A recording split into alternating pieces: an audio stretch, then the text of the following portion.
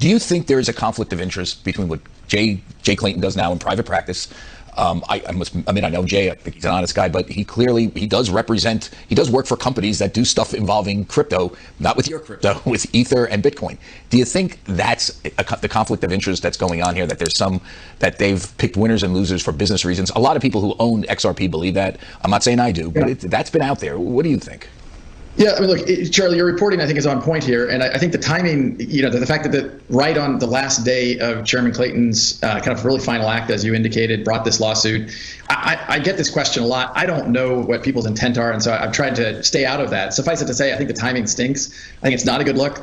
I think we have to go back to what is the mission of the SEC? The mission is to protect investors and help ensure orderly markets.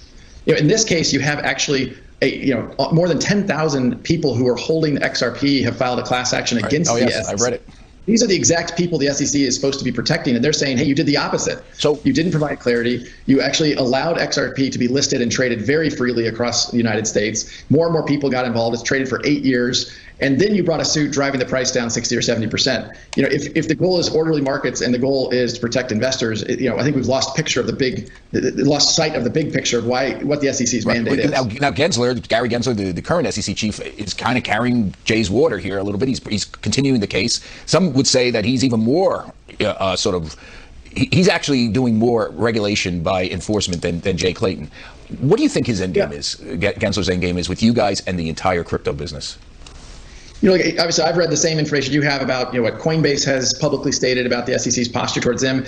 I think we lose sight of the fact that crypto is regulated. It's regulated by the CFTC. It's regulated by other government entities, whether it's FinCEN and the U.S. Treasury. And so when I've heard the SEC people come forward and say, "Hey, this is the wild, wild west. It's not regulated," it's like, well, that's not entirely true. I think the SEC, may want more power over this. And your previously said Bitcoin's not a security, ETH's not a security, and they remain silent. There seems to be kind of backtracking there and said, hey, come talk to us. Yet every time someone goes to talk to them from the crypto community, it feels like it's lead generation to bring enforcement actions. That's not a good way for us to help this industry thrive in the United States, as you've reported, Charlie. Thank you. Brad, if